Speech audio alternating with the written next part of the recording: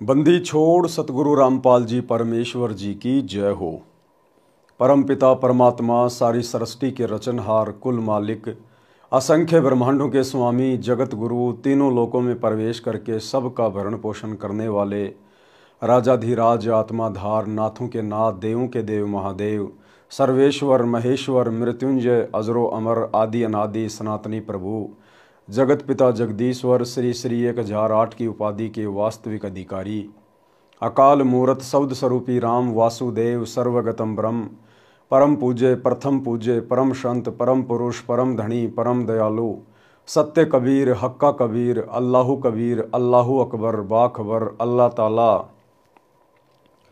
जगत के तारणहार जगत के मुक्तिदाता जगत के जगन्नाथ हारे के सहारे हिंदुओं के राम मुसलमानों के अल्लाह सिखों के वाहिगुरु ईसाइयों के मसीह दया के सागर दयानिधि करुणा के सागर करुणानिधि स्वयंभू परिभू संकट मोचन कष्ट हरण मंगल करण दुख भंजन अविगत कबीर निर्विकार निर्विषम परमात्मा अलय अलेख सतगुरु आदि अनादि सतगुरु असली मर्यादा पुरुषोत्तम असली राम असली कृष्ण असली घनश्याम असली मुरारी राजाओं के राजा महाराजाओं के महाराजा शहनशाहों के शहनशाह सम्राटों के सम्राट भगवानों के भगवान अल्लाहों के अल्लाह प्रभुओं के प्रभु मसीहाओं के मसीह सच्चे वाहिगुरु बाबाओं के बाबा पीरों के पीर सेठों के सेठ जगत सेठ सावड़सा सेठ सर्वगुण संपन्न अनंत कोटि कलाओं के स्वामी अनंत कोटि ब्रह्मांडों के नायक योगियों में महायोगी ध्यानियों में महाध्यानी सिद्धों में परम सिद्ध ज्ञानियों में तत्व ज्ञानी ब्रह्म ज्ञानी महाज्ञानी परम ज्ञानी सर्वश्रेष्ठ ज्ञानी विज्ञानी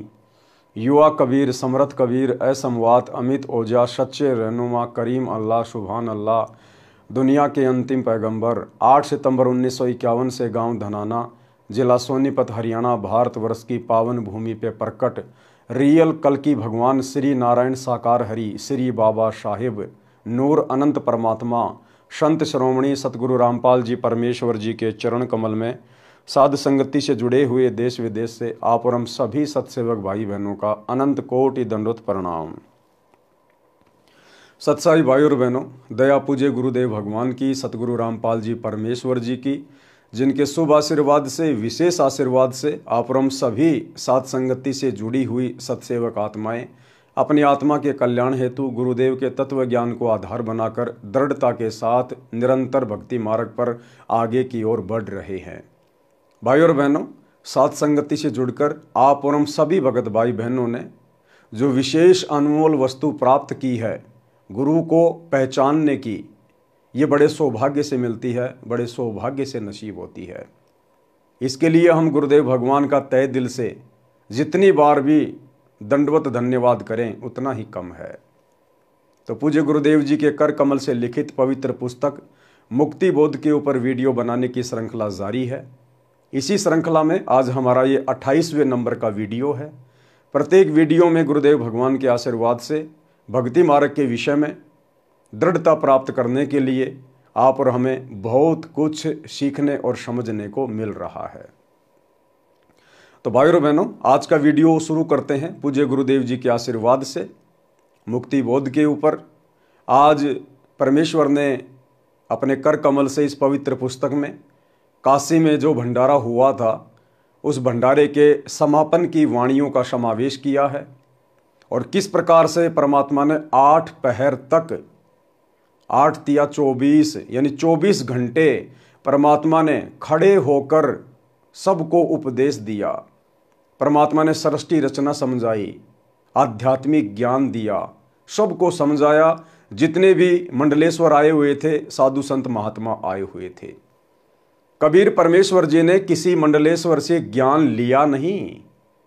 परमात्मा ने स्वयं उन मंडलेश्वरों को, जिनको 2 कौड़ी का ज्ञान भी नहीं था, रटा रटाया ज्ञान अपने गुरुओं से जो दुनिया को बताते रहते थे, सुनाते रहते थे, जिस ज्ञान के सुनने और सुनाने से किसी का कोई भला नहीं होना था।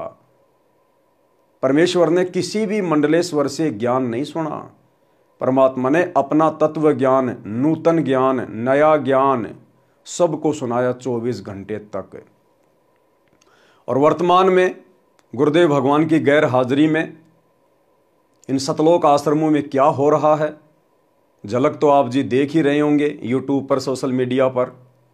इन्होंने अपना जो सोशल मीडिया एक पेज बना रखा है, फेसबुक का चैनल, सा न्यूज़ चैनल, उस पर ये लोग अपनी मूर्खता वाली पोस्ट शेयर करते ही रहते हैं। तो एक तरफ तो काशी में भंडारा, परमात्मा ने सबको ज्ञान दिया, किसी से ज्ञान लिया नहीं। और वर्तमान सतलोक आश्रमों में बाहर से आने वाले श्रद्धालुओं को ज्ञान दिया नहीं जाता, उनसे ज्ञान लिया जाता है। लगता है संत रामपाल जी के ज्ञान में कोई कमी रह गई, कोई त्रुटि रह गई।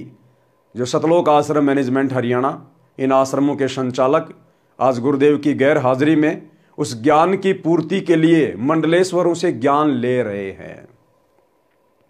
एक छोटा सा वीडियो 4 मिनट का सतलोक आश्रम सोजत का। अभी इनका जो एक नया पाखंड चल रहा है, कबीर निर्वाण दिवस, एक मंडलेश्वर को इन्होंने इनवाइट किया। इनके आश्रमों में कोई भी साधु संत महात्मा मंडलेश्वर आते नहीं हैं, जबरदस्ती उनको बुलाया जाता है, जबरदस्ती हाथ पैर जोड़ के, अपनी प्रशंसा के लिए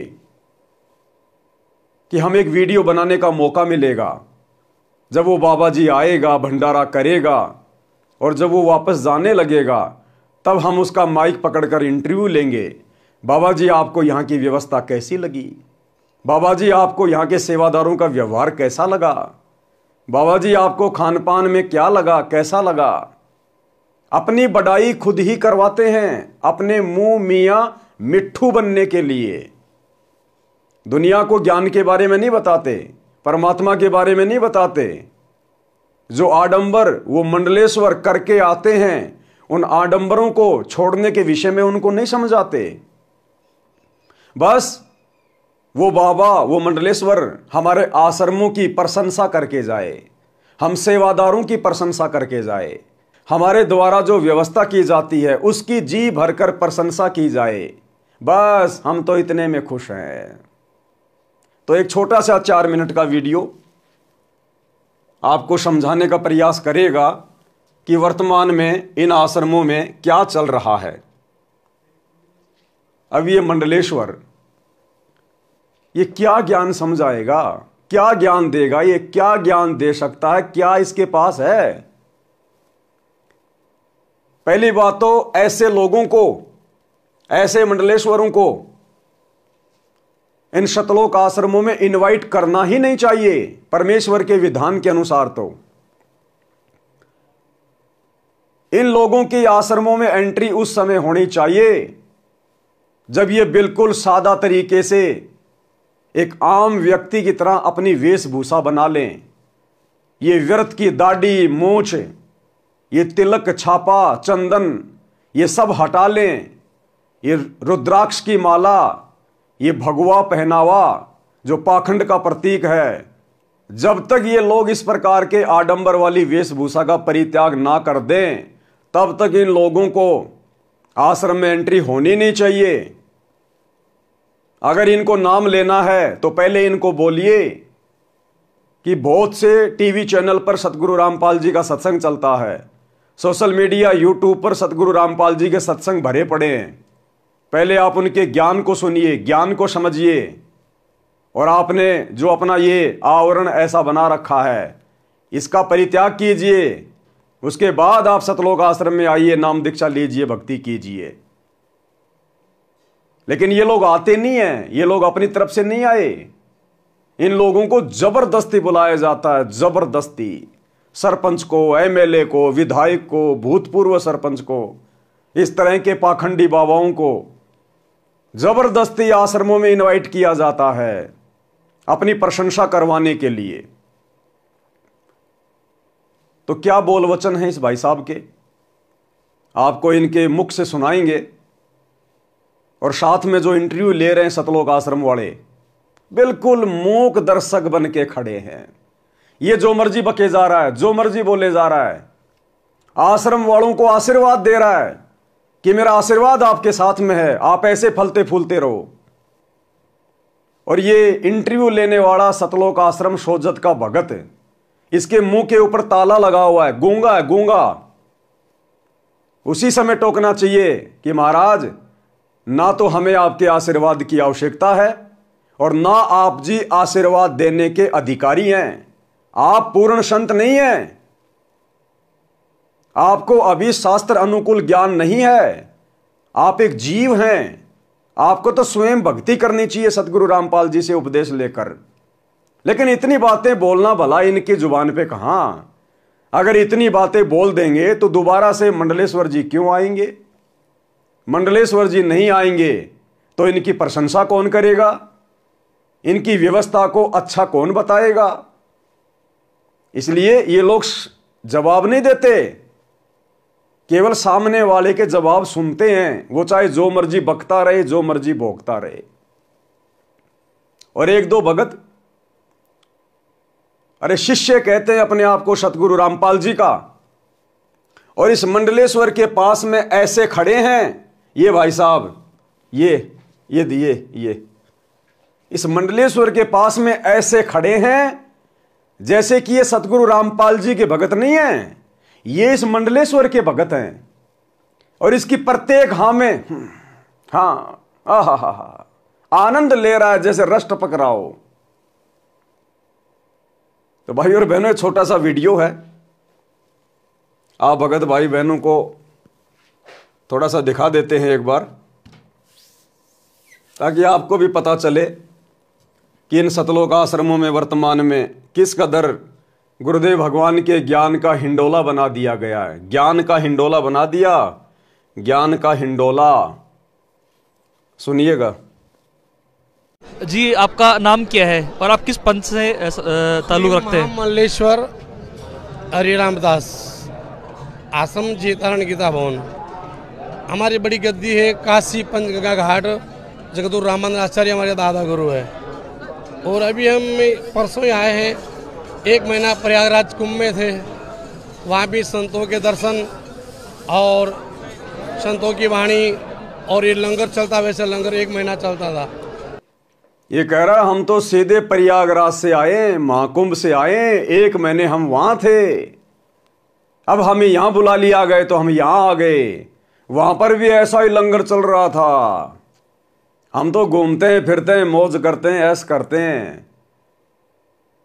इससे एक बात तो साबित हो गई ना कि इन लोगों को ज्ञानवान से कोई मतलब नहीं है, इनको शत भक्ति से कोई मतलब नहीं है। अभी तो इनकी मौज मच रही है, हजारों की लाखों की संख्या में इनके शिष्य हैं। अभी इनको भक्ति और भगवान की आवश्यकता नहीं है। इसको जबरदस्ती बुलाया गया है, जबरदस्ती इन लोगों से ज्ञान लेने के लिए, क्योंकि संत रामपाल जी का ज्ञान आधा अधूरा है। इसलिए सतलोक आश्रम मैनेजमेंट हरियाणा को सतलोक से भी ऊपर का ज्ञान चाहिए। सतगुरु रामपाल जी के आशीर्वाद से सतलोक आश्रम मैनेजमेंट हरियाणा की बात नहीं बन रही। उनसे ऊपर कोई आशीर्वाद देने वाला हो, उस आशीर्वाद की आवश्यकता है। और ये बाबा जी आशीर्वाद देंगे, सबको देंगे। ये काल की सूक्ष्म चाल है, ऐसे ठगता काल, समझाएंगे आपको। सुनिएगा। दर्श परस मंजन कर पाना, जैसे भी यहाँ होता है ना, वैसे प्रयाग में होता था। दर्श परस मंजन कर पाना, हरे कोटि के वेद पुराना। अब आप लोग सब क्यों आए इतने जने? यानी जैसे कपड़ा गंदा होता है ना, तो कपड़े का मैल तो साबुन से, सर्फ से दूर होता है, पर अंत कौन पाप रूपी जो मैल है ना, वो संतों की सत्संग की, उनकी वाणी से, उनके दर्शन से दूर होता है। तो आप लोग धन्यवाद हैं जो संतों के दर्शन और वाणी सत्संग करने आए हैं। आप जैसा कोई भाग्यशाली नहीं है, क्योंकि एक घड़ी आदि में पुण्यात, तुलसी सत्संग कोई साधु की हरे कोटि अपराध। तो सत्संग ज़्यादा ना कर पाए तो घड़ी पल भी करना चाहिए। यानी जैसे 1000 मन घास का ढेर हो और एक आग की चिंगारी गिर गई हो तो देख लेते जल के भस्म। इसी प्रकार संतों की सत्संग, संतों की वाणी, अगर एक शब्द भी जीवन में उतर गया हो तो जन्मांतर बिगड़ा हुआ है ना, वो सारे कर्म जल के और शुद्ध पवित्र बन जाता है और परमात्मा के धाम में वो पहुंच सकता है। तो आप धन्यवाद हैं। यहाँ पर आपने आश्रम देखा है, सारी व्यवस्थाएं देखी, आप आगे भी गए। संत रामपाल जी महाराज जी के जो आश्रम की जो व्यवस्था है, इसके बारे में क्या बोलना चाहेंगे आप? ये व्यवस्था हम देख के अति प्रसन्न है।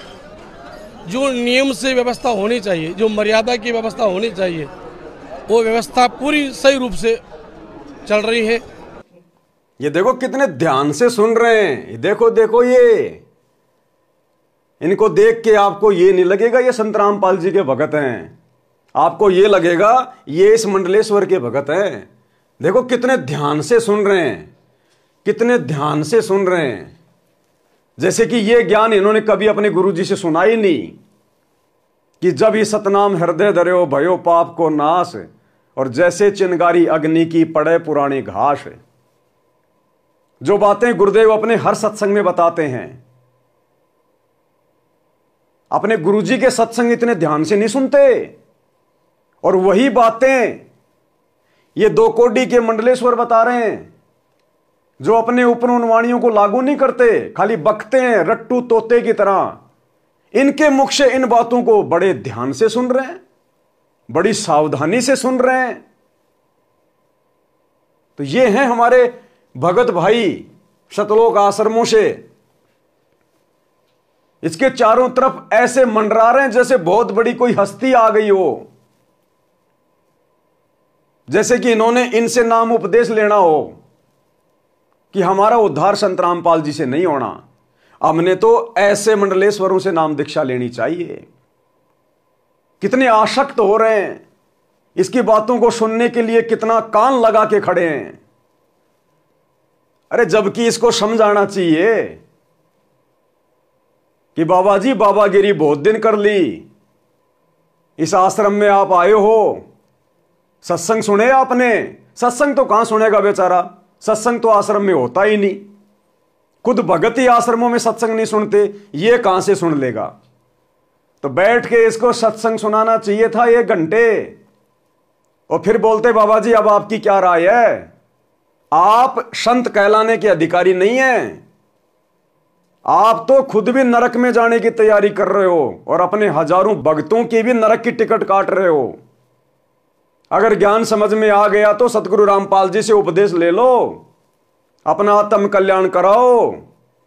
कंठी माला सुमरणी पहने से क्या होए, ऊपर ढूंढो साधु का अंतर राख्या खोए। इसको इस प्रकार की बातें कहनी चाहिए जो इसको चोट लगे। लेकिन ये सतलोक आश्रम वाले अपने वीआईपी गेस्ट को नाराज नहीं कर सकते। बाढ़ में जाए संत रामपाल जी का ज्ञान, कोई नाम ले या ना ले, ये अपने वीआईपी गेस्ट को नाराज नहीं कर सकते, अन्यथा ये दोबारा नहीं आएगा। दोबारा नहीं आएगा तो फिर इनको वीडियो बनाने का मौका कैसे मिलेगा? अब ये आशीर्वाद भी देगा सबको, देखना, सारे भक्तों को, आश्रम वालों को आशीर्वाद भी देगा।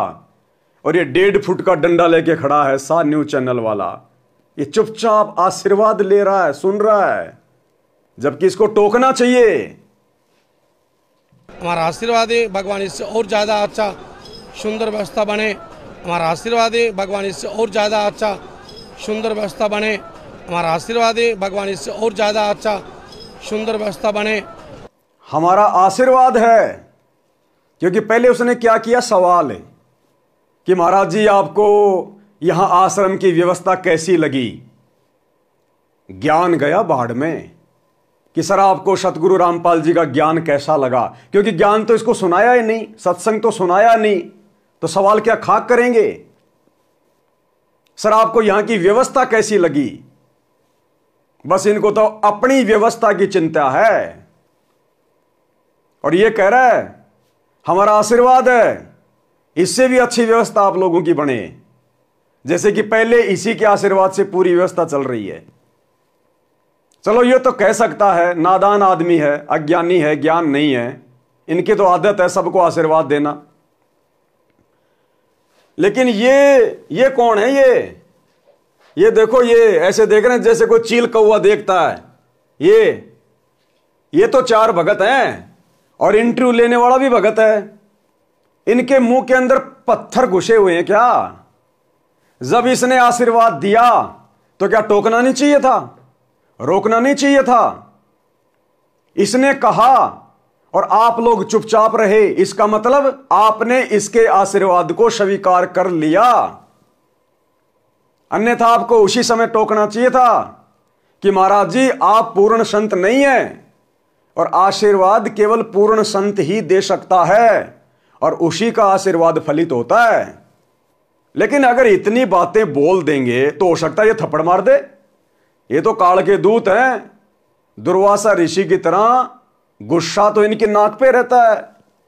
हो सकता है ये थप्पड़ मार दे, और भाई इसका थप्पड़ ये आश्रम वाले झेल नहीं पाएंगे, ये नाराज हो जाएगा, दोबारा आश्रम में नहीं आएगा।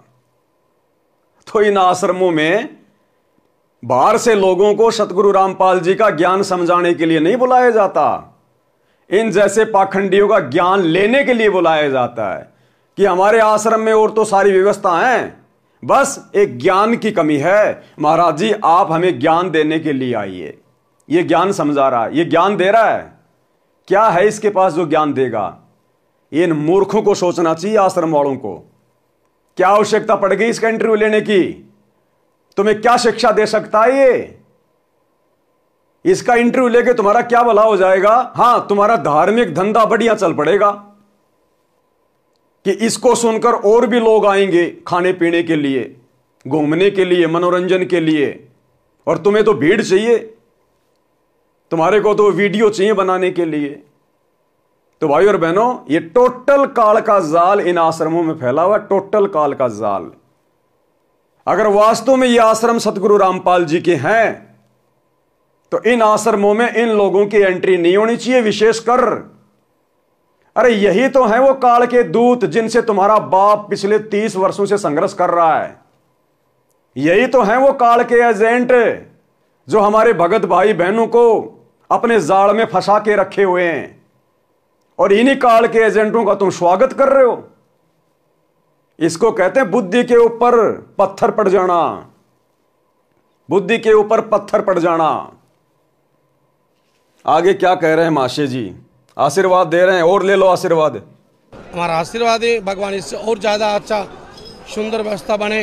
हमारा आशीर्वाद है भगवान इससे और ज़्यादा अच्छा सुंदर व्यवस्था बने। सुंदर तो है ही, अति सुंदर, सोना में सुहागा। आपको धन्यवाद है, व्यवस्थापकों को और हमारे यहाँ के संतों को, सब हरि भक्तों को, सबको धन्यवाद है। संत रामपाल जी महाराज जी ने सभी शास्त्रों के जो गूढ़ रहस्य हैं उनको सामान्य भाषा में सबके सामने ला दिया है। आज भी कोई भी सत्संग होता है तो कबीर साहब जी की वाणियों के बिना वो सब अधूरा है। आप क्या बोलना चाहेंगे संत रामपाल जी महाराज जी के इस योगदान को लेकर? संत रामपाल दास जी, उन्होंने अपनी, क्या होता है संत रामपाल दास जी? ये मूर्तियां खड़ी हैं, ये गूंगे बहरे, और ये कह रहा है सतगुरु रामपाल जी दास जी। अरे क्या होता है दास? इसको तो नहीं पता। ये चार खड़े मुस्टंडे, ये देखो, ये अमित शाह, और ये इंटरव्यू ले रहा, इनको नहीं पता कि हमारे गुरुजी दास हैं या दासों के बाप हैं। अरे तुम भी दास, यानी भगत भी दास, और ये तुम्हारे गुरु को भी दास बता रहा है। अरे नालायको, थोड़ी बहुत तो तमीज लो, थोड़ी बहुत तो अपनी बुद्धि का इस्तेमाल करो, थोड़ा बहुत इसको भी समझाओ। यही तुम्हें समझाया जा रहा है, तुम्हारे गुरु की बेइज्जती किए जा रहा है, तुम्हारे गुरु को दास कह के। अरे इसको तो नहीं पता, लेकिन तुम मूर्खों को तो पता है कि तुम्हारा गुरु दास है या दासों का भगवान है। यह है भाई और बहनों इनका, आश्रम वालों का ज्ञान। यह होता है इन आश्रमों में। इस व्यक्ति के 4 मिनट के इंटरव्यू में इसको बेचारे को कुछ नहीं समझाया गया, कुछ नहीं बताया गया, बस अपनी और आश्रम की व्यवस्था का बखान करवाया गया है। ज्ञानवान की कोई बात नहीं, नाम उपदेश लेने की कोई बात नहीं। अरे कम से कम पूछता कि सर आप नाम लेना चाहोगे क्या? लेकिन इनको शर्म आती है कि ये तो खुद ही लोगों को नाम देता है। अगर इससे हम ऐसा सवाल करेंगे तो कहीं अपनी बेइज्जती ना मान ले। ये है इन आश्रम वालों का ज्ञान, ये हो रहा है इन आश्रमों में। इसलिए दास कह रहा है टोटल ड्रामा, टोटल पाखंड, केवल धंधे के लिए इन आश्रमों में समागम किए जाते हैं, अपने धंधे के लिए, भीड़ बढ़ाने के लिए। ज्ञानवान से कोई मतलब नहीं है। अपने जीवन में अपने भगवत स्वरूप कबीर साहब की वाणी को उतारा। एक सादा सब सदे, सब सादे सब जाए, जो तू सेवे मूल को फूले फले आगाए। एक को पकड़ने से परमात्मा की प्राप्ति होती। हा, ओ हो, जैसे कि महाराज जी ने कोई तत्व ज्ञान से न्यारा ज्ञान बता दिया हो कि एक कै साधे सब सदै, सब साधे सब जाए, माली सींचे मूल को फले फूले अगाए। अरे गुरुजी हर सत्संग में ये वाणी बोलते हैं, लेकिन इसके मुख से ये वाणी सुन के ओ हो ये देखो, बस महाराज जी आपने जीवन धन्य कर दिया, आपने मेरा जीवन बदल दिया। अपने गुरुजी के सत्संग सुनते समय इनकी गर्दन नहीं झुकती, हाथ नहीं जुड़ते, और इस दो कौड़ी के पाखंडी के मुंह से सुनकर हा देखो देखो देखो, ये हाल है इन आश्रमों में। ये मर्यादाओं से अलग हैं, ये पतिव्रता धर्म की भक्ति नहीं कर रहे, ये सबकी मर्यादा खंडित है, सब परमात्मा से दूर हैं। इसी को तो कहते हैं कबीर कथा करो करतार की, सुनो कथा करतार, आन कथा सुनो नहीं कहे कबीर विचार। और ये इनकी कथाएं सुन के बड़े आनंदित हो रहे हैं, बड़ा गर्व महसूस कर रहे हैं। ये है आश्रमों से जुड़े हुए भक्तों का ज्ञान। ये सारनामी सार शब्दी भगत हैं, ये सार नाम प्राप्त,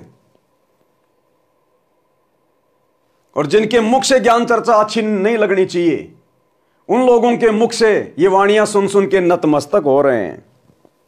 ये कहां से परमात्मा को प्रसन्न करेंगे, कहां ये पतिव्रता पद की भक्ति करेंगे।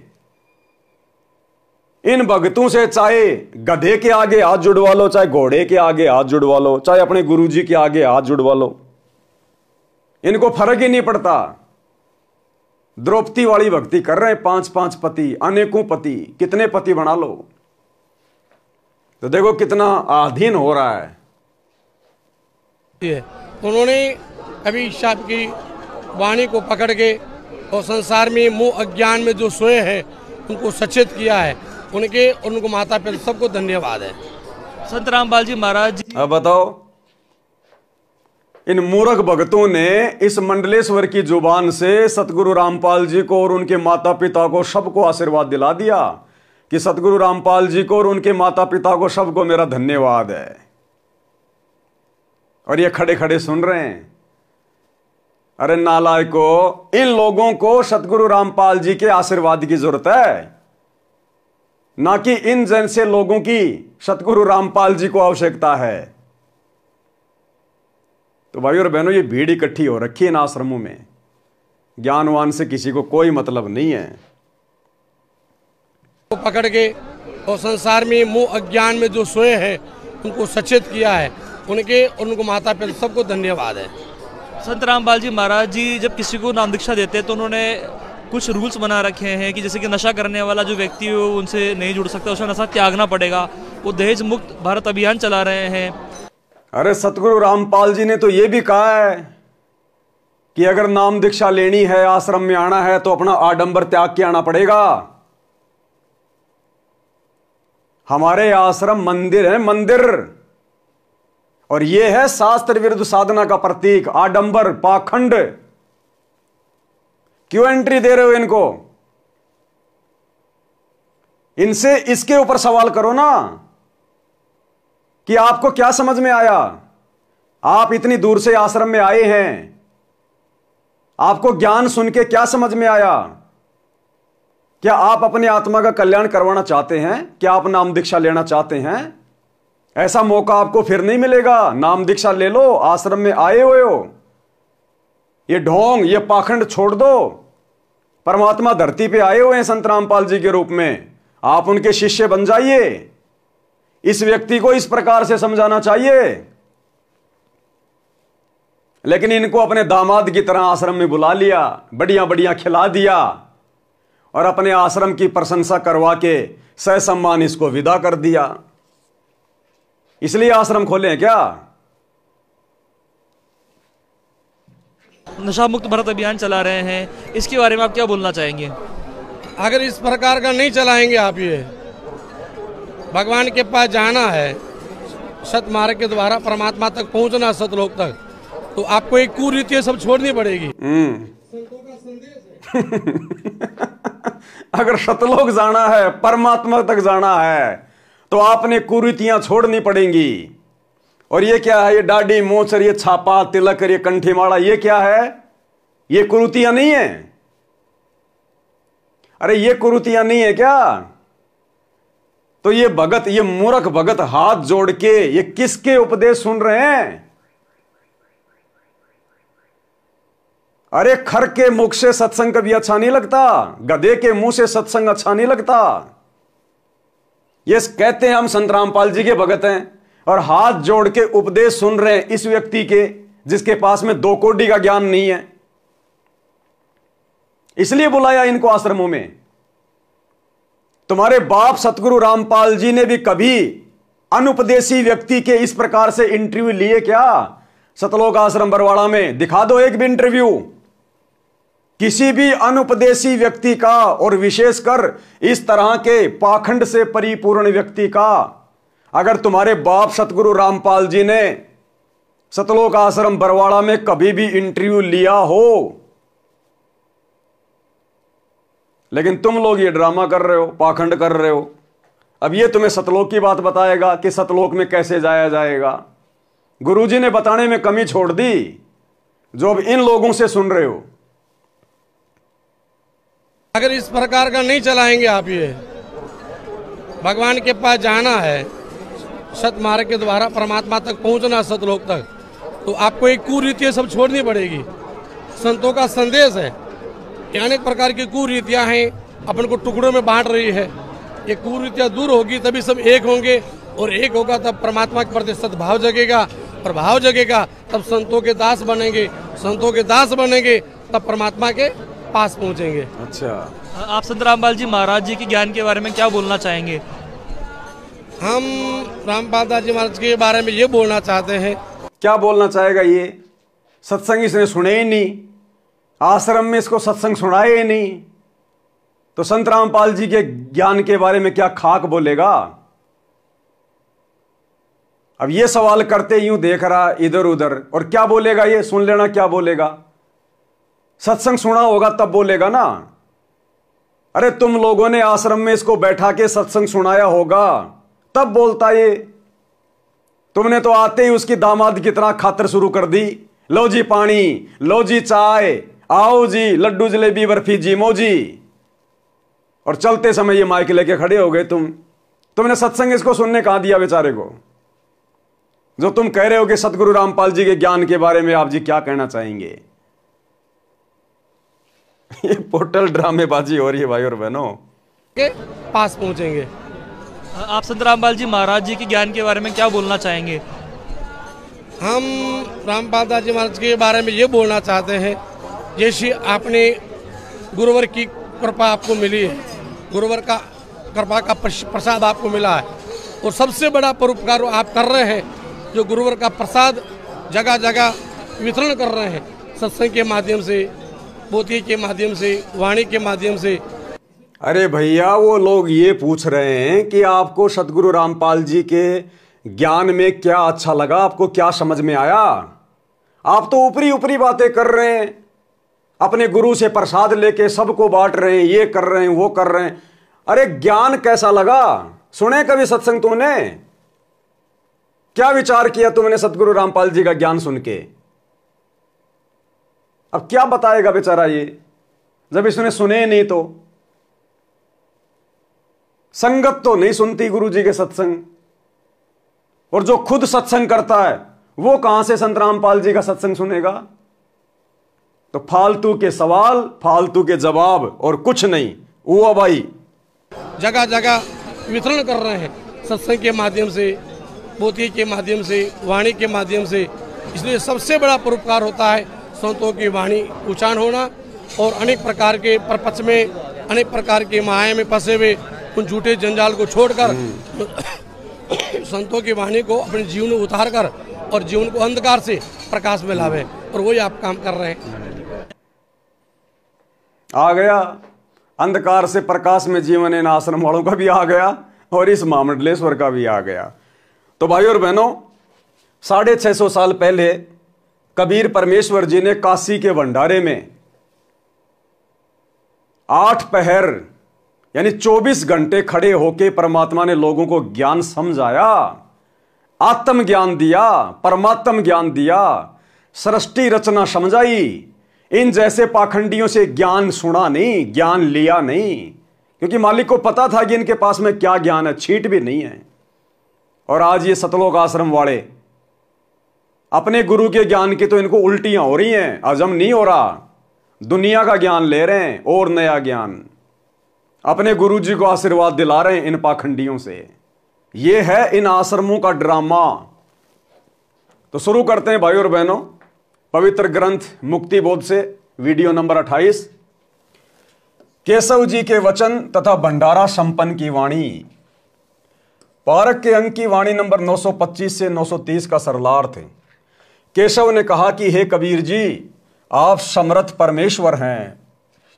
केशव जी ने क्या कहा? हे कबीर जी, आप समर्थ परमेश्वर हैं, आप जो चाहो सो कर सकते हो। हे सतगुरु, हे सतगुरु। केशव जी किसको कह रहे हैं? सतगुरु कबीर जी को। और आज हम किसको कह रहे हैं सतगुरु? अपने गुरु जी को। तो हमारे गुरु जी कौन हुए? कबीर जी, क्योंकि सच्चा सतगुरु कबीर ही होता है। हे सतगुरु सुनो, आप तो दीन दयाल हो, मैं आपके अधीन हूं, आप समर्थ परमेश्वर हो, आपको अनंत कोटि ब्रह्मांडों को पार करने में कोई देर नहीं लगती, पहुंचूंगा क्षण एक में जन अपने के काज। आप ही दारमदार यानी सर्वे सर्वा हैं, सबके मालिक हो। आप ऐसे परपंच सदा से करते आए हो, अपना भेद नहीं देते। आप ऐसे परपंच यानी ऐसा खेल आप सदा से खेलते आए हो, आप अपना भेद किसी को नहीं देते।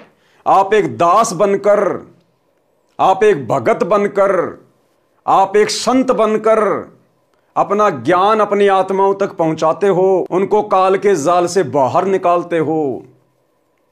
आप अपना भेद किसी को नहीं देते। आप ऐसे प्रपंच, ऐसी लीलाएं सदा से करते आए हो, और वही प्रपंच हमारे गुरुदेव कर रहे हैं 1994 से। वही लीला आज परमेश्वर अपने आप को छुपाते हुए कर रहे हैं। आप ऐसे प्रपंच सदा से करते आए हो, अपना भेद नहीं देते। आप सबके उत्पत्ति करता हो, मोक्ष दाता हो। क्या हो? मोक्ष दाता, भक्ति मुक्ति के दाता सतगुरु, भटकत प्राण फिरंदा, उस साहिब के हुक्म बिना नहीं तरवर पात हिलंता। तो भक्ति और मुक्ति का दाता कौन? सतगुरु। भक्ति मुक्ति के दाता सतगुरु, मोक्ष दाता हो, सुख के सागर हो, जीवन के सच्चे साथी हो। आप सर्व सृष्टि का ताना बुनने वाले जुलाहा हो, यानी सर्व ब्रह्मांडों के रचनहार हो। पारक के अंक की वाणी नंबर 931 से 939। केशव चले सब धाम को, 9 लख बोडी लीन, गरीब दास बंधन किया, बाजत हैं सुरबीन। केशव और कबीर जित मिलन भये तहां एक, दास गरीब कबीर हरि धरते नाना भेख। जब परमात्मा काशी का भंडारा संपन्न करके और सभी को सतलोक के लिए प्रस्थान करने लगे, तो उस समय सिकंदर लोदी ने देखा कि केशव जी कबीर परमात्मा में समा गए, और सारी की सारी बालद 9 लाख बैल और लाखों सेवादार एक क्षण में अंतर्ध्यान हो गए। एक क्षण में केशव और कबीर जित मिलन भये तहां एक, दास गरीब कबीर हरि धरते नाना भेख। बंजारे और बैल सब लाए थे भरमाल, गरीब दास सतलोक को चले गए तत्काल। आवत जाते ना लखें कौन धाम प्रकाश, गरीब दास साहबू जी है कहाँ गए हरिदास। वो 9 लाख बैल और लाखों सेवादार ना तो किसी को आते हुए दिखाई दिए और ना किसी को जाते हुए दिखाई दिए। और जब अचानक से वो गायब हो गए तो शाह यानी बादशाह सिकंदर लोदी, गरीब दास सा बूझ है, सिकंदर लोदी बूझ रहा है, पूछ रहा है कहां गए हरिदास, कि आपके भगत कहां गए, वो सेवादार कहां गए। आवत जाते ना लखें कौन धाम प्रकाश, गरीब दास साहबू जी है कहाँ गए हरिदास। हरि में हरि के दास हैं दासन के हरि पाश। अब क्या कह रहे हैं परमात्मा कि हरि में हरि के दास हैं, कि भगत के शुद्ध हृदय में ही भगवान निवास करता है। जो दास बन जाता है, भगत बन जाता है, फिर वो परमात्मा, वो सतगुरु उसके अंदर ही निवास करता है शब्द रूप में। क्या कह रहे हैं परमात्मा, हरि में हरि के दास हैं, यानी परमात्मा में ही भगत समाया हुआ है। यहां परमात्मा ये बात क्यों बोल रहे हैं कि हरि में हरि के दास हैं? इसलिए कि मैं खुद ही केशव बंजारा बन के आया हूं। मैं खुद ही एक दास की भूमिका कर रहा था। वो केशव बंजारा मेरे अंदर ही है, यानी मैंने ही डबल रोल किया था। हरि में हरि के दास हैं। और जितने भी सेवादार आए थे, 9 लाख बैल आए थे, वो सब मेरी शब्द शक्ति से उत्पन्न थे और वापस मेरे शब्द में समा गए मेरे अंदर। हरि में हरि के दास है और दासन के हरि पास। और जो दास बन जाता है उसके पास फिर हरि यानी परमात्मा यानी सतगुरु सदा रहता है शब्द रूप में। हरि में हरि के दास हैं दासन के हरि पास, गरीब दास पद अगम गति साहत की उदास। अब ये सारी बातें सुन के जो सातकी था, सिकंदर लोदी का धार्मिक गुरु, जिसने उस भंडारे की झूठी चिट्ठियां डाली थी परमात्मा को बदनाम करवाने के लिए, काशी छुड़वाने के लिए, ये सारी बातें सुन के वो जल भुन रहा था। सारी बातें सुन के वो जल भुन रहा था, उदास सा हो गया। और क्या बोला, चलो सिकंदर बादशाह क्यों बिरथा बखत गमाए, गरीब दास उस पीर के तन मन लागी भाए। और वो शेख तकी क्या बोला सिकंदर को, चलो सिकंदर बादशाह क्यों बिरथा बखत गमाए, बखत यानी समय, क्यों फालतू में इस कबीर के साथ में बात करके अपना समय बर्बाद कर रहा है, चलो यहां से। जेता शहर कबीर का हमरे बहुत अनेक, गरीब दास सातकी के लगी जुबान मेख। अब जब परमात्मा ने ये कहा ना कि भाई वो जिस देश से आए थे, जिस नगर से आए थे, वो सेवादार 9 लाख बैल जिस शहर से आए थे वो भाई वहीं वापस चले गए। तो शेख तकी ने सिकंदर लोदी से कहा परमात्मा से ईर्ष्यावश बातें करते हुए कि चलो चलो बादशाह, इस कबीर के जैसे शहर, इस कबीर के जैसे नगर तो हमारे बहुत हैं, चलो चलो यहां से। जब उसने इतनी बात कही तो उसी समय उसकी जुबान के ऊपर ताला लग गया, यानी वो गूंगा हो गया शेख तकी। क्योंकि परमात्मा ने उसको अंत तक बहुत मौका दिया, बहुत मौका दिया सुधरने का, लेकिन हर बार वो परमात्मा का विरोध करता रहा, परमात्मा में मीन मेख निकालता रहा, उनको नीचा दिखाने का यत्न करता रहा, जान से मारने का प्रयास करता रहा। अंत में वो गूंगा हो गया, गूंगा बहरा। जेता शहर कबीर का हमरे बहुत अनेक, गरीब दास तक की कह लगी जुबान मेख। गुंग भय बोले नहीं नहीं जुबाब जुबान, गरीब दास मार्या पर्या बिन सर करो कमान। गुंग भय बोले नहीं, गूंगा हो गया, आवाज नहीं निकली उसके बाद। पूरी जिंदगी फिर वो तड़प तड़प के मरा, भुगत के मरा, गूंगा बहरा रहा पूरी जिंदगी। एता दोष धरे कहां दगद जमी आसमान, गरीब दास सुनिए नहीं गुंग द्वार मुख कान। कि उसने परमात्मा में दोष निकाल के, परमात्मा का विरोध करके उसने इतना पाप कमा लिया, इतना दोष कमा लिया कि उससे संभाला नहीं गया और अंत में पूरी जिंदगी गूंगा बहरा रहा। पारक के अंक की वाणी नंबर 931 से 939 का सरलार्थ। केशव रूपधारी परमेश्वर कबीर जी ने सब बैलों तथा बंजारों को आज्ञा दी कि तुम शव धाम को चलो, यानी सतलोक को चलो। इतना कहते ही सब चल पड़े, गंगा दरिया पार कर गए। कुछ देर बाद सिकंदर राजा ने देखा तो 9 लाख बैल, 1 लाख सेवादार, कोई भी दिखाई नहीं दिया। तब सिकंदर लोदी राजा ने केशव से पूछा कि हे केशव, वे सब कहाँ गए? केशव बोला कि सतलोक से आए थे, सतलोक चले गए। मैं भी चलता हूं, यूं कहकर केशव कबीर जी में समा गए। सिकंदर लोदी और शेख तकी की आंखों के सामने वो केशव कबीर परमात्मा के अंदर समा गया। देखते देखते उसके बावजूद भी शेख तकी की आंख नहीं खुली। इसलिए परमात्मा कहते हैं कि राज त्यागना सहज है, सहज औरत का ने, भाई मान बड़ाई ईर्ष्या दुर्लभ तजना ये। यूं कहकर केशव कबीर जी में समा गए। संत गरीबदास जी ने कहा है कि कबीर परमेश्वर स्वयं ही भिन्न भिन्न रूप बनाकर लीला करते हैं। जैसे कि आज परमेश्वर अपने आप को छुपा कर लीला कर रहे हैं। बंजारे तथा बैल माल भरकर लाए थे, सतलोक में तत्काल चले गए। शेख तकी जो सिकंदर राजा का मंत्री व पीर था, उसके तो तन मन में आग लग गई और राजा से कहने लगा कि चलो, क्यों यहां समय व्यर्थ कर रहे हो? जैसा कबीर का शहर है ऐसे हमारे अनेक हैं। इसने क्या भंडारा किया है, महोच्छासा किया है। हम ऐसे ऐसे 100 भंडारे कर देंगे। उसी समय शेख तकी गूंगा हो गया, आजीवन गूंगा रहा, भुगत कर मरा। गरीब कोई कहे जग जो नार करी है, कोई कहे महोच्छा, बड़े बड़ाई किया करें गाड़ी काट ओछा। अर्थात कोई तो कह रहा था कि दिल खोलकर रुपया खर्चा है, जग जोनार यानी धर्म यज्ञ जीवनवार की है।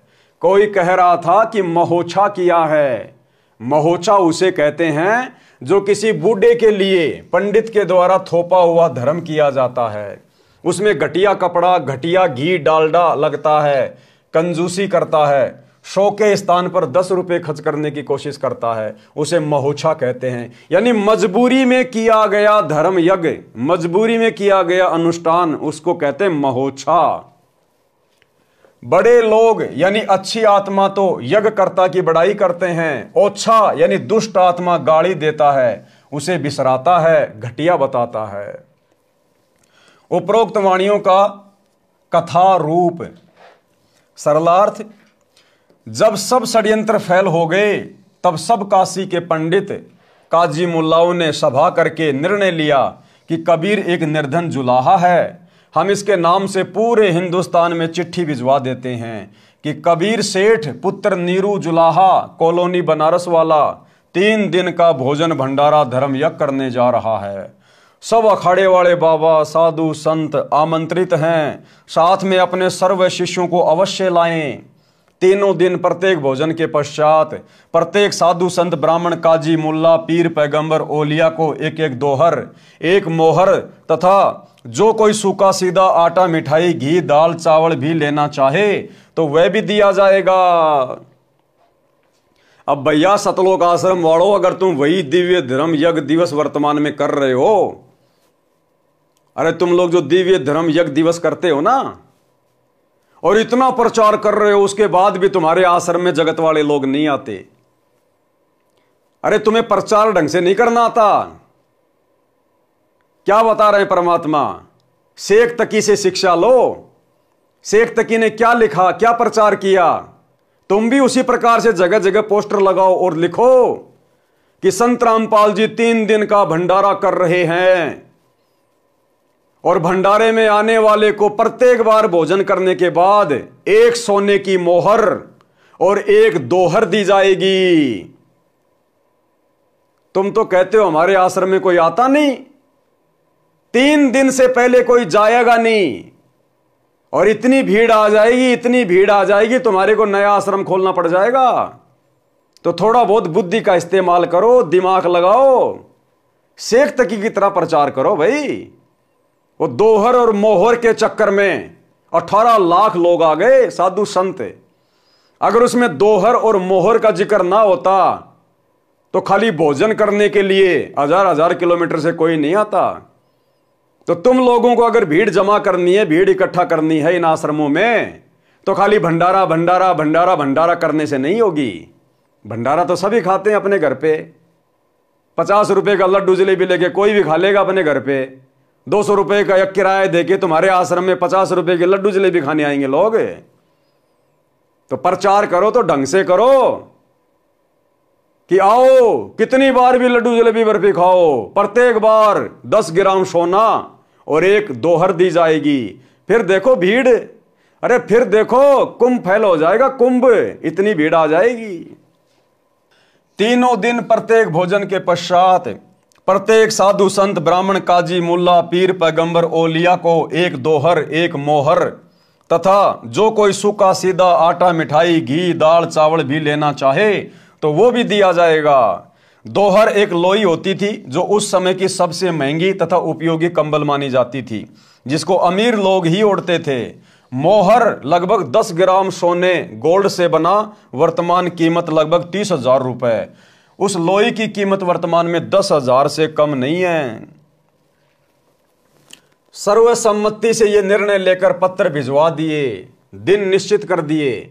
निश्चित दिन को 18 लाख साधु संत ब्राह्मण मंडलेश्वर अपने अपने सभी शिष्यों सहित पहुंच गए। सबको लालच था कि प्रत्येक भोजन के पश्चात उपरोक्त दक्षिणा मिलेगी। लोग काशी में भंडारा करने नहीं आए थे, उस लालच में आए थे, दोहर और मोहर के लालच में। तो तुम लोग भी सतलोक आश्रम वालों इसी प्रकार से पोस्टर लगाओ जगह जगह, और फिर देखो भीड़, पूरा धनाना गांव भर जाएगा, रोडे जाम हो जाएगी। इसलिए अपने अपने सर्व शिष्यों को मंडलेश्वर ले आए कि अच्छा माल मिलेगा, सूखा सीधा भी लेंगे, महीनों का खाने का तथा कई कई हजार का सोना तथा लोई मिलेगी, बेचकर काम चलाएंगे। कबीर परमेश्वर ने 2 रूप में अभिनय किया। एक रूप तो अपनी कुटिया में बैठे रहे, दूसरे रूप में अपने सतलोक से 9 लाख बैलों पर थैले रखकर पका पकाया सामान तथा सूखा सामान तथा दोहर मोहर भरकर ले आए। बोरे जो वर्तमान में गधों पर रखते हैं, उस समय बंजारे अर्थात व्यापारी बैलों पर रखकर माल एक मंडी से दूसरी मंडी में ट्रांसपोर्ट करते थे। काशी के बाजार में टेंट लगाकर सारा सामान टेंटों में रख दिया, और कुछ सेवादार भी सतलोक से साथ आए थे जो सारी व्यवस्था संभाल रहे थे। भंडारा शुरू कर दिया। 3 दिन तक चिट्ठी में लिखे अनुसार सर्व दक्षिणा दी गई। उस समय भोजन भंडारे में दिल्ली का राजा सिकंदर लोदी भी आया था तथा उसका निजी पीर शेख तकी भी आया था। शेख तकी उपरोक्त षड्यंत्र का मुख्य सदस्य था। उसने सिकंदर लोदी को भी पत्र भिजवाया। वह चाहता था कि किसी तरह सिकंदर लोदी के दिल से कबीर जी उतरें और मेरी पूर्ण महिमा बने। उस शेख का अनुमान था कि अब की बार कबीर काशी से भाग जाएगा, और भंडारे में पहुंचे साधु कबीर को गालियां दे रहे होंगे। राजा भी कबीर जी का फैन यानी प्रशंसक नहीं रहेगा। परंतु जब भंडारे के स्थान पर पहुंचे तो देखा लंगर चल रहा है, सर्व दक्षिणा दी जा रही है, दोहर मोहर दी जा रही है। सब साधु तथा अन्य व्यक्ति भोजन खाकर दक्षिणा लेकर कबीर सेठ की जय जयकार कर रहे हैं। बादशाह सिकंदर लोदी ने पता किया कि भंडारा करने वाला कहाँ है। बताया गया कि उस सामने वाले बड़े टेंट यानी तंबू में है। वो सतलोक से आए हुए सेवादार केशव बंजारा, उन्होंने किसी से नहीं पूछा कि सर आपको भंडारा कैसा लगा, आपको यहां की व्यवस्था कैसी लगी, आप हमारे व्यवहार के बारे में क्या कहना चाहेंगे। अरे साधु संत महात्मा मान बढ़ाई के भूखे नहीं होते, अपनी प्रशंसा के भूखे नहीं होते। और तुम लोग लेके माइक खड़े हो जाते हो जाते समय, सर आपको यहां के सेवादारों का व्यवहार कैसे लगा, सर आपको यहां के भंडारे की व्यवस्था कैसी लगी, मान बढ़ाई के भूखो। इसलिए तो परमात्मा अपनी वाणी में कहते हैं कि सतगुरु के दरबार में ग्राहक कोटि अनंत, और 4 चीज ये चाहते, रिद्धि सिद्धि मान महंत। ये तो मान बढ़ाई के भूखे हैं, मान बढ़ाई के भूखे, अपनी बढ़ाई खुद ही करवाते हैं। राजा तथा शेख तकी उस तंबू में गए और पहले अपना परिचय दिया, फिर उसका परिचय पूछा। तंबू में बैठे सेठ ने परिचय बताया कि मेरा नाम केशव है, दिल्ली का बादशाह भंडारे में आ गया तो भी परमात्मा नहीं उठे। केशव रूप में परमात्मा अपने टेंट में बैठे रहे, और तुम कोई छोटा मोटा भूतपूर्व सरपंच आ जाता है, उसके चारों तरफ मक्खी मच्छर की तरह भिन भिनाने लग जाते हो, भिन भिनाने। इसको कहां बैठा दूं, इसको क्या खिला दूं, पता नहीं क्या आ गया आश्रम में। और वहां सिकंदर लोदी दिल्ली का बादशाह हाथी पे बैठ के आया था, फिर भी परमात्मा अपने टेंट में बैठे रहे और खुद दिल्ली का बादशाह नीचे उतर के परमात्मा के पास में गया और अपना परिचय दिया कि मैं दिल्ली का बादशाह सिकंदर लोदी हूं, आप कौन हैं? और तुम 2 कोडी के भूतपूर्व सरपंच के पीछे लेके माइक, सर आपका नाम क्या है, सर आप कहां से आए हैं, सर आपको यहां की व्यवस्था कैसी लगी, सर आपको हम भक्तों का व्यवहार कैसा लगा। अरे तुम्हारा असली व्यवहार तो तुम जाहिर नहीं होने देते। तुम्हारा असली व्यवहार शतलोक आश्रम से जुड़े हुए तुम कोऑर्डिनेटरों का, सेवादारों का, तुम्हारा असली व्यवहार तो तुम किसी को दिखाते नहीं। एक समय एक राजा था और वो बहुत सारी भाषाओं का जानकार था। एक दिन उसने अनाउंसमेंट करवाया कि जो भी ज्ञानी, मंत्री या कोई धार्मिक गुरु मेरी वास्तविक भाषा बता देगा कि मेरी मातृभाषा क्या है, उसको मुंह मांगा इनाम दिया जाएगा।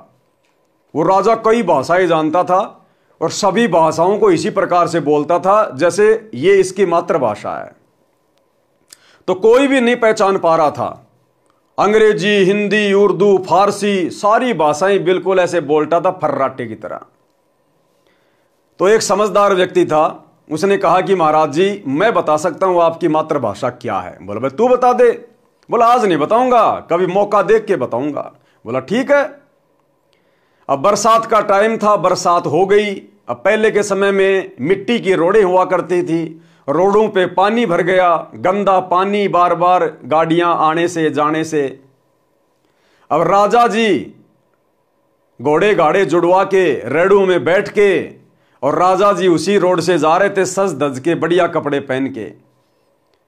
उस व्यक्ति ने क्या किया कि मौका अच्छा है राजा को उसकी मातृभाषा बताने का। वो भी बराबर से बैलगाड़ी लेके और जोर से दौड़ा, बैलों को मारा और जोर से बैल दौड़े राजा के बराबर से।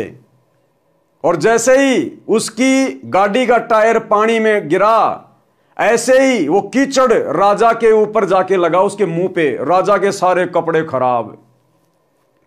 अब राजा को कहां सहन हो।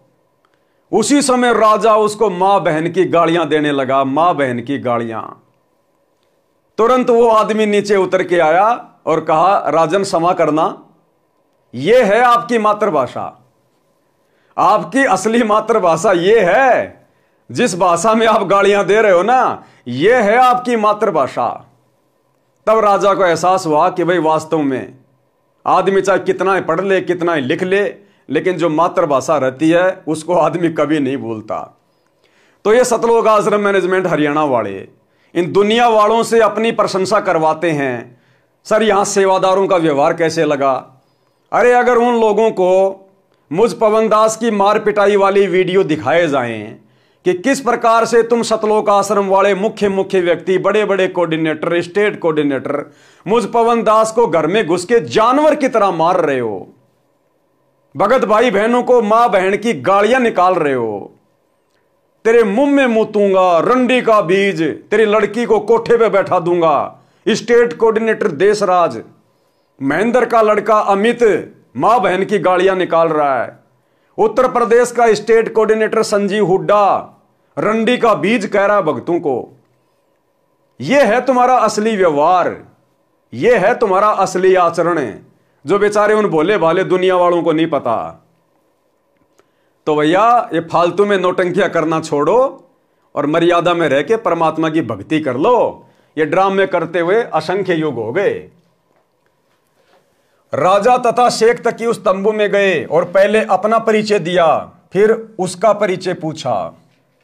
तंबू में बैठे सेठ ने परिचय बताया कि मेरा नाम केशव है, मैं बंजारा हूं। कबीर जी मेरे मित्र हैं, उनका मेरे पास संदेश गया था कि एक छोटा सा भंडारा करना है, कुछ सामान लेकर आना। मेरा भी निमंत्रण भेजा था। राजा सिकंदर लोदी ने पूछा कि कबीर जी क्यों नहीं आए। केशव रूपधारी परमेश्वर ने कहा, मैं जो बैठा हूं उनका नौकर, वे मालिक हैं, इच्छा होगी तब चले आएंगे। उनकी कृपा तथा आदेश से सब ठीक चल रहा है, आप जी भी भोजन करें। राजा ने कहा, पहले उस सुभान अल्लाह के दर्शन करूंगा। और दूसरी बात भाई और बहनों, उस भंडारे की, उस भंडारे में परमात्मा ने अपनी तरफ से कोई लड्डू जलेबी बर्फी नहीं बनाए थे। जिन जिन मिठाइयों के नाम शेख तकी ने लिखे थे, परमात्मा ने उस हिसाब से मिठाइयां तैयार करवाई थी। और इन आश्रमों में लड्डू जलेबी बर्फी, लड्डू जलेबी बर्फी, लड्डू जलेबी बर्फी। अरे परमात्मा ने तो मजबूरी में लड्डू जलेबी बर्फी दुनिया को खिलाई थी, अपनी तरफ से नहीं खिलाई। तो क्या ड्रामा चल रहा है तुम लोगों का इन आश्रमों में? राजा ने कहा पहले उस सुभान अल्लाह के दर्शन करूंगा, बाद में भोजन करूंगा। और वर्तमान में इन आश्रमों में लड्डू जलेबी बर्फी खाने वाले भगत भाई बहन, तुम्हारा अल्लाह बैठा हिसार जेल में और तुम भूखी भैंस की तरह टूट पड़ते हो लड्डू जलेबी बर्फी के ऊपर। अरे अपने गुरु की गैर हाजिरी में धिक्कार है हमारे को उन आश्रमों में जाना, धिक्कार। तुम्हारा बाप तो हिसार जेल में सब्जी रोटी खा रहा है, दाल रोटी खा रहा है, और जेल की रोटियां कैसी मिलती हैं, जेल की सब्जी कैसी है, और तुम उसके पीठ पीछे उसके नाम की आड़ में लड्डू जलेबी बर्फी, लड्डू जलेबी बर्फी। समय का इंतजार करो। राजा ने कहा पहले उस सुभान अल्लाह के दर्शन करूंगा, बाद में भोजन करूंगा। यह कहकर हाथी पर बैठकर राजा सिकंदर कबीर जी की कुटिया पर पहुंचे। साथ में कई अंगरक्षक भी थे। कबीर परमेश्वर जी को संत रविदास जी ने सुबह ही बता दिया था कि हे कबीर जी, आज तो विरोधियों ने बनारस छोड़कर भगाने का कार्य कर दिया। आपके नाम से पत्र भेज रखे हैं और ऐसा ऐसा लिखा है, लगभग 18 लाख व्यक्ति साधु संत लंगर खाने पहुंच चुके हैं। कबीर जी ने कहा कि मित्र आजा, बैठ जा, दरवाजा बंद करके सांकड़ लगा ले। आज का दिन बिताकर रात्रि में अपने परिवार को लेकर भाग जाऊंगा। यानी जैसा रिएक्शन रविदास जी ने दिया वैसा ही रिएक्शन परमात्मा ने दे दिया। जब भगत ने ही अपने गुरु को भगवान नहीं माना तो भगवान कैसे अपने आप को भगवान बताएगा? रविदास जी ने कहा कि भगवान आज तो काशी से भगाने का पूरा बंदोबस्त कर दिया इन लोगों ने। 18 लाख लोग आ गए लंगर खाने, हम कहां से करवा देंगे? क्यों भाई? अगर रविदास जी को विश्वास होता कि ये कबीर ही परमात्मा है, सारी सृष्टि का रचनहार है, जो तीनों लोकों में प्रवेश करके असंख्य आत्माओं को प्रतिदिन भोजन करवा रहा है, तो 18 लाख को भोजन नहीं करवाएगा? अरे बाकी समय भी तो उन 18 लाख को यही परमात्मा भोजन करवा रहा था। लेकिन रविदास जी को पूर्ण तत्व ज्ञान नहीं था। उन्होंने कबीर जी को अपना गुरु अवश्य बना रखा था, लेकिन वो परमात्मा नहीं मानते थे। जब परमात्मा कबीर जी ने देखा कि भगत तो भाई बैकी बैकी बातें कर रहा है, तो परमात्मा ने भी उसी हिसाब से जवाब दिया कि भैया सांकड़ लगा ले, दरवाजा बंद कर ले, दिन दिन काट लो, रात को यहां से निकल लेंगे अपन। तो परमात्मा ने भी भगत के अनुसार ही जवाब दिया।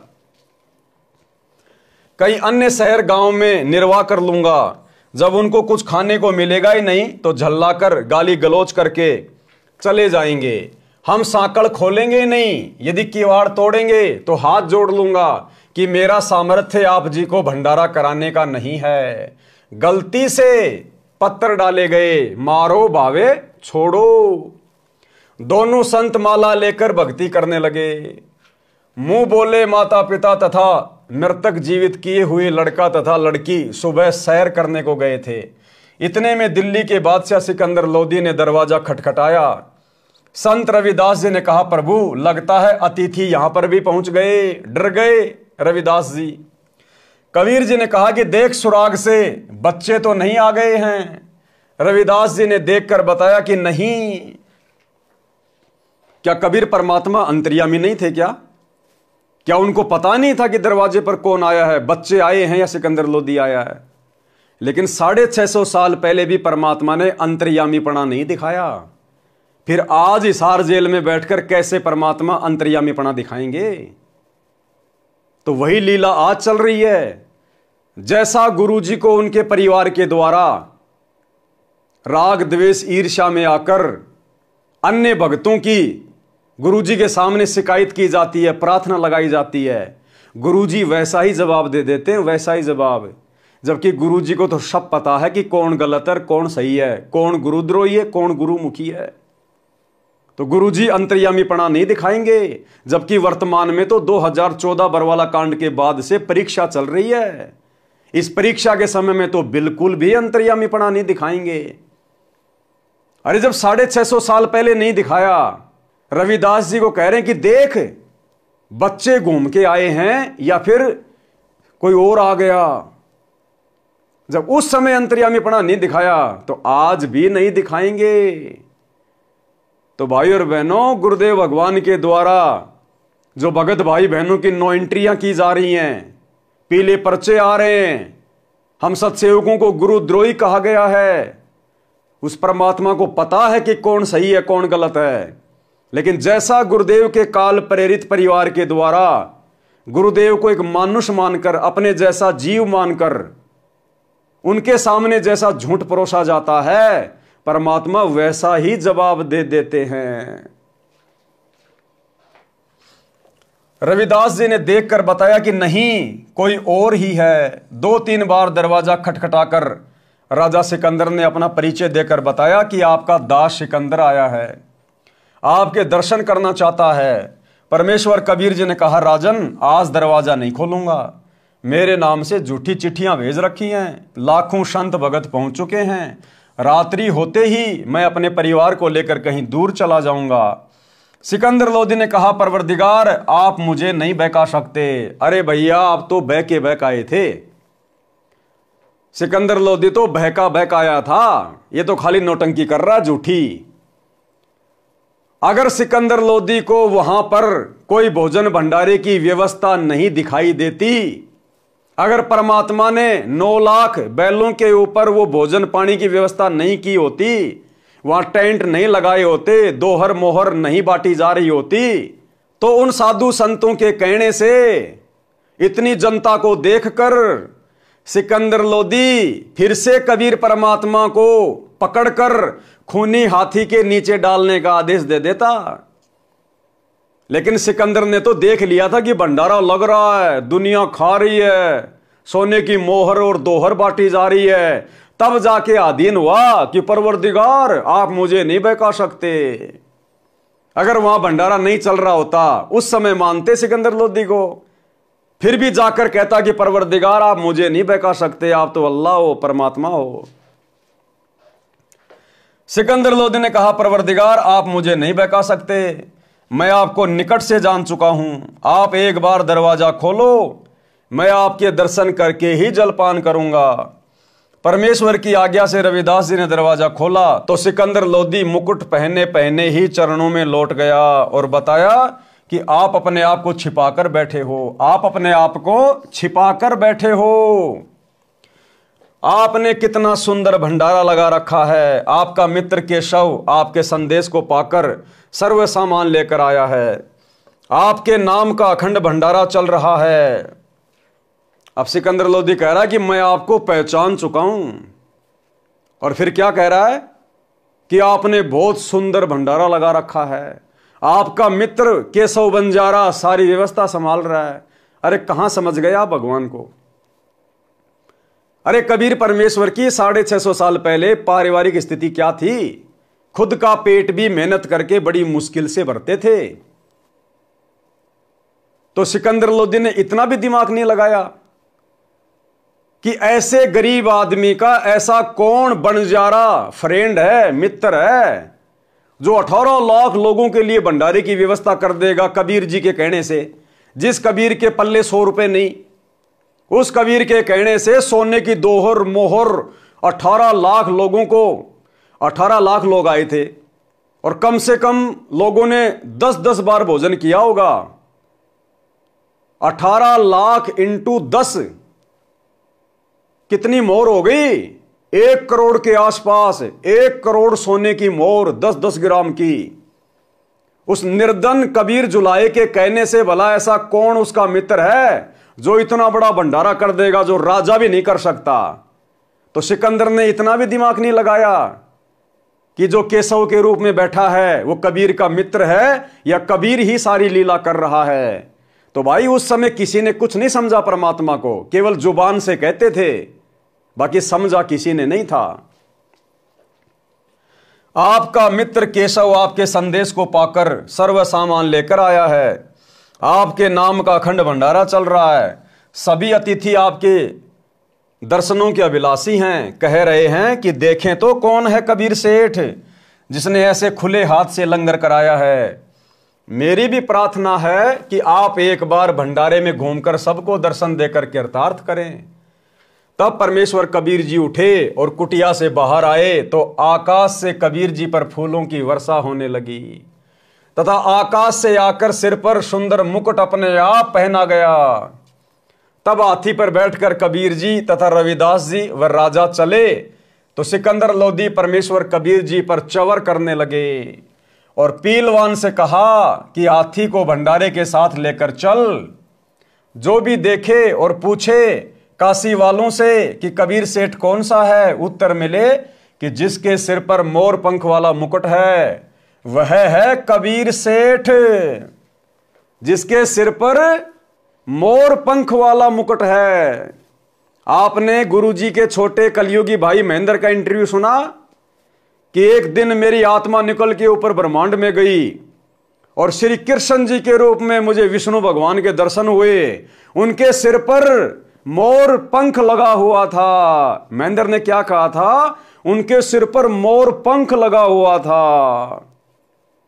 और दास ने क्या बताया भाई बहनों को कि वो विष्णु नहीं था, श्री कृष्ण नहीं था। सतगुरु रामपाल जी भगवान कृष्ण का रूप बनाकर उस महेंद्र को दर्शन दिए थे। तो कौन था वो मोर पंख वाला? उत्तर मिले कि जिसके सिर पर मोर पंख वाला मुकुट है वह है कबीर सेठ, जिस पर सिकंदर लोधी दिल्ली के बादशाह चवर कर रहे हैं। सब एक स्वर में जय जयकार बोल रहे थे, जय हो कबीर सेठ की। जैसा लिखा था वैसा ही भंडारा कराया है। ऐसी व्यवस्था कहीं देखी न सुनी। भोजन खाने का स्थान बहुत लंबा चौड़ा था। उसमें घूमकर फिर वहीं पर आए जहां पर केशव टेंट में बैठा था। हाथी से उतरकर कबीर जी तंबू में पहुंचे तो अपने आप एक सुंदर पलंग आ गया। उसके ऊपर एक गद्दा बिछ गया, ऊपर गलीचे बिछ गए जिनकी झालरों में हीरे पन्ने लाल लगे थे। टेंट को ऊपर कर दिया गया जो दो तरफ से बंद था। अब भाई और बहनों, ये बात कौन बता सकता है कि 650 साल पहले काशी के चौपड़ के बाजार में परमात्मा ने जो भंडारे की व्यवस्था की थी, जिसमें टेंट लगाया गया था, वो केवल दो तरफ से ही बंद था। अरे टेंट तो चार तरफ से होता है ना। तो ये बात कौन कह सकता है कि वो टेंट केवल दो तरफ से ही बंद था और बाद में दो तरफ से भी उसको खोल दिया गया? कौन बता सकता है? जिसने वो भंडारा करवाया हो, जिसने आंखों से देखा हो। तो ये छोटे छोटे संकेत हैं जो ये सिद्ध करते हैं कि हमारे गुरुजी स्वयं केशव बंजारे, हमारे गुरुजी स्वयं कबीर परमात्मा, जिन्होंने 650 साल पहले वो भंडारा दिया। टेंट को ऊपर कर दिया गया जो दो तरफ से बंद था। खाना खाने के पश्चात सब दर्शनार्थ वहां आने लगे। तब परमेश्वर कबीर जी ने उन परमात्मा के लिए घर त्याग कर आश्रमों में रहने वालों तथा अन्य गृहस्थी व्यक्ति व ब्राह्मणों को आपस में केशव तथा कबीर जी ने आध्यात्मिक प्रश्न उत्तर करके सत्य ज्ञान समझाया। 8 पहर यानी 24 घंटे तक सत्संग करके उनका अज्ञान दूर किया। कई लाख साधुओं ने दीक्षा ली और अपना कल्याण कराया। विरोधियों ने तो परमेश्वर का बुरा करना चाहा था, परंतु परमात्मा को इकट्ठे करे कराए भगत मिल गए अपना ज्ञान सुनाने के लिए। उन भक्तों को सतलोक से आया हुआ उत्तम भोजन कराया जिसके खाने से अच्छे विचार उत्पन्न हुए। उन्होंने परमेश्वर का तत्व ज्ञान समझा, दीक्षा ली तथा कबीर जी ने उनको वर्षों का खर्चा भी दक्षिणा के रूप में दिया। सब भंडारा पूरा करके सर्व सामान समेटकर बैलों पर रखकर जो सेवादार आए थे वे चल पड़े। तब सिकंदर लोधी, शेख तकी, कबीर जी, केशव जी तथा राजा के कई अंगरक्षक भी खड़े थे।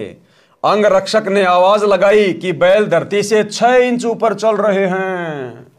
राजा के बॉडीगार्ड ने आवाज लगाई कि देखो रे देखो, ये बैल तो धरती से ऊपर चल रहे हैं, पृथ्वी पर पैर नहीं रख रहे। ये लीला देखकर सब हैरान थे। फिर कुछ देर बाद देखा तो आसपास तथा दूर तक न बैल दिखाई दी और न ही बंजारे और ना सेवक। सिकंदर लोदी ने पूछा, हे कबीर जी, बंजारे और बैल कहाँ गए? परमेश्वर कबीर जी ने उत्तर दिया कि जिस परमात्मा के लोक से आए थे उसी में चले गए। उसी समय केशव वाला स्वरूप देखते देखते कबीर जी के शरीर में समा गया। राजा सिकंदर ने कहा, हे अल्लाहू अकबर, मैं तो पहले ही कह रहा था कि ये सब आप कर रहे हो, अपने आप को छिपाए हुए हो। शेख तकी तो जल भुन रहा था, कहने लगा कि ऐसे भंडारे तो हम अनेकों कर दें, ये तो मौछा सा किया है, हम तो जग जोनार कर देते। मौछा कहते हैं वह धर्म अनुष्ठान जो किसी पुरोहित द्वारा पितर दोष मिटाने के लिए थोपा गया हो। उसमें व्यक्ति बताए अनुसार आइटम मन मारकर सस्ती कीमत से लाकर पूरे करता है, हाथ सिकोड़ कर लंगर लगाता है। और जग जोनार उसे कहते हैं जिसके घर कई वर्षों उपरांत संतान उत्पन्न होती है तो दिल खोलकर खर्च करता है, भंडारा करता है जो खुले हाथों से। संत गरीबदास जी ने उस भंडारे के विषय में जिसकी जैसी विचारधारा थी वो बताई। गरीब कोई कहे जग जो नार करी है, कोई कहे मौछा, बड़े बड़ाई करया करें गाड़ी काटे ओछा। भावार्थ है कि जो भले पुरुष थे वे तो बड़ाई कर रहे थे कि जग जो नार करी है, जो विरोधी थे ईर्ष्यावश कह रहे थे कि क्या खाक भंडारा किया है, ये तो मौछा सा किया है। जब शेख तकी ने ये वचन कहे तो गूंगा तथा बहरा हो गया, शेष जीवन पशु की तरह जिया। अन्य के लिए उदाहरण बना दिया कि अपनी ताकत का दुरुपयोग करना अपराध होता है, उसका भयंकर फल भोगना पड़ता है। केशव आन भया बंजारा, षटदल की नी हास है। परमेश्वर कबीर जी स्वयं आकर केशव बंजारा बने। षटदल कहते हैं गिरिपुरी, नागा, नाथ, वैष्णव, सन्यासी, शैव आदि 6 पंथों के व्यक्तियों को जिन्होंने हंसी मजाक करके चिट्ठी डाली थी। परमात्मा ने यह सिद्ध किया कि भगत सच्चे दिल से मेरे पर विश्वास करके चलता है तो मैं उसकी ऐसे सहायता करता हूं। यानी परमात्मा 650 साल पहले सतगुरु की भी भूमिका निभा रहे थे और एक भगत की भी और एक निर्धन व्यक्ति की भी। और परमात्मा ने उस निर्धनता में भक्ति करके ये बताया, ये दिखाया कि अगर आप अपने परमात्मा पर पूर्णतया समर्पित हैं, आप यदि पतिव्रता पद पर रहकर मर्यादा में भक्ति कर रहे हैं और यदि कभी कभार आपके ऊपर कोई आपत्ति आ गई तो आपका गुरु, आपका भगवान आपके समक्ष खड़ा मिलेगा। तुम्हारी भी ऐसे सहायता की जाएगी जैसे परमात्मा ने मेरी करी। एक अभिनय करके परमात्मा ने उस भंडारे में दिखाया। एक अन्य करिश्मा जो उस भंडारे में हुआ, वह जिमणवार 3 दिन तक चला था। 3 दिन में प्रत्येक व्यक्ति कम से कम 2 बार भोजन खाता था, कुछ तो 3-4 बार भी खाते थे, क्योंकि प्रत्येक भोजन के पश्चात दक्षिणा में 1 मोहर 10 ग्राम सोना और 1 दोहर कीमती सुस्ती सोल दिया जा रहा था। इस लालच में बार बार भोजन खाते थे। 3 दिन तक 18 लाख व्यक्ति शौच तथा पेशाब करके काशी के चारों ओर ढेर लगा देते, काशी को सड़ा देते। काशी निवासियों तथा उन 18 लाख अतिथियों तथा 1 लाख सेवादार जो सतलोक से आए थे, वहां गंध का ढेर लग जाता, श्वास लेना दूभर हो जाता, परंतु ऐसा महसूस ही नहीं हुआ। सब दिन में 2-3 बार भोजन खा रहे थे, परंतु शौच यानी लैट्रिन 1 बार भी नहीं जा रहे थे, न पेशाब कर रहे थे। इतना स्वादिष्ट भोजन था कि पेट भर भर कर खा रहे थे, पहले से दुगना खा रहे थे। उन सबको मध्य के दिन टेंशन, चिंता हुई कि न तो पेट भारी है, भूख भी ठीक लग रही है, कहीं रोगी ना हो जाएं। सतलोक से आए सेवकों को समस्या बताई तो उन्होंने कहा कि ये भोजन ऐसी जड़ी बूटियां डालकर बनाया है जिनसे ये शरीर में ही समा जाएगा। हम तो प्रतिदिन यही भोजन अपने लंगर में बनाते हैं, यही खाते हैं, हम कभी सोच नहीं जाते तथा ना पेशाब करते हैं, आप निश्चिंत रहो। फिर भी विचार कर रहे थे कि खाना खाया है, कुछ तो मल निकलना चाहिए। उनको लैट्रिन जाने का दबाव हुआ। वो लैट्रिन जाने का दबाव भी उस समय हुआ जब वो सब टेंशन में आ गए, तो परमात्मा से उनकी इतनी टेंशन भी नहीं देखी गई। परमात्मा ने जबरदस्ती उनको लैट्रिन लगा दी, जबरदस्ती। उनको लैट्रिन जाने का दबाव हुआ, सब शहर से बाहर चल पड़े, टट्टी के लिए एकांत स्थान खोजकर बैठे तो गुदा से वायु निकली, पेट हल्का हो गया तथा वायु से सुगंध निकली, जैसे केवड़े का पानी छिड़का हो। सब अपनी गैस को सूंघ रहे हैं, सुगंधित गैस निकल रही है। तब जाकर उनको यकीन हुआ कि वो सेवादार सही कह रहे थे, भाई ये तो कोई विशेष जड़ी बूटी डाल के बनाया गया भोजन है, इसको खाने के बाद में लैट्रिन नहीं आती, पेशाब नहीं आता, सुगंध आती है, सुगंध। ये सब देखकर सबको सेवादारों की बात पर विश्वास हुआ, तब उनका भय समाप्त हुआ। परंतु फिर भी सबकी आंखों पर अज्ञान की पट्टी बंधी थी। परमेश्वर कबीर जी को परमेश्वर नहीं स्वीकारा। पुराणों में भी प्रकरण आता है कि अयोध्या के राजा ऋषभ देव जी राज त्याग कर जंगलों में साधना करते थे। उनका भोजन सुरग से आता था, उनके मल से सुगंध निकलती थी। आसपास के क्षेत्र के व्यक्ति इसको देखकर आश्चर्यचकित होते थे। इसी तरह सतलोक का भोजन आहार करने से केवल सुगंध निकलती है, मल नहीं। अब भैया अगर ये वही दिव्य धर्म यज्ञ दिवस इन आश्रमों में हो रहा है और सारी व्यवस्था यदि परमात्मा ही कर रहा है, तो भैया सैकड़ों की संख्या में लैट्रिन घर क्यों बना रखे ना आश्रमों में? अरे अगर परमात्मा सारी व्यवस्था करेगा, सारा काम करेगा, तो भैया फिर तो सुगंध आनी चाहिए, लैट्रिन तो आना ही नहीं चाहिए। और तुम खा खा के लड्डू जलेबी भर देते हो पूरे लैट्रिन को। वहां पर बेचारे सेवादारों को मेहनत करनी पड़ती है, हाथ दे दे के साफ करना पड़ता होगा वहां। तो भैया डींग मत मारा करो। ठीक है, भंडारा कर रहे हो, बहुत अच्छी बात है, कोई दिक्कत नहीं, लेकिन बढ़ा चढ़ा के अपनी प्रशंसा के लिए, मान बढ़ाई के लिए, ये तो काशी वाला भंडारा हो रहा है, ये तो काशी वाला भंडारा हो रहा है। तो काशी वाले भंडारे में तो कोई लैट्रिन नहीं करता था, तुम लोग लैट्रिन भर रहे हो। काशी वाले भंडारे में तो दोहर और मोहर दक्षिणा में दी जा रही थी, तुम भक्तों से ज्योति पाठ और दान का उल्टा पैसा ले रहे हो। ये अपने स्वार्थ के लिए, अपने धार्मिक धंधे के लिए, भगत समाज को ज्योति पाठ और दान के नाम पर लूटने के लिए किया जाने वाला भंडारा है। ये काशी वाला दिव्य धर्म यज्ञ दिवस नहीं है। धर्मदास जी को शरण में लेना। तो भाई और बहनों, आज के वीडियो में हम केवल इतना ही लेंगे। बाकी धर्मदास जी का जो प्रकरण है वो पूज्य गुरुदेव जी के आशीर्वाद से आप और हम सभी सत्सेवक भाई बहनों ने कबीर सागर के सरलार्थ में उसकी शुरुआत में ही बहुत अच्छे से समझ लिया है, पढ़ लिया है।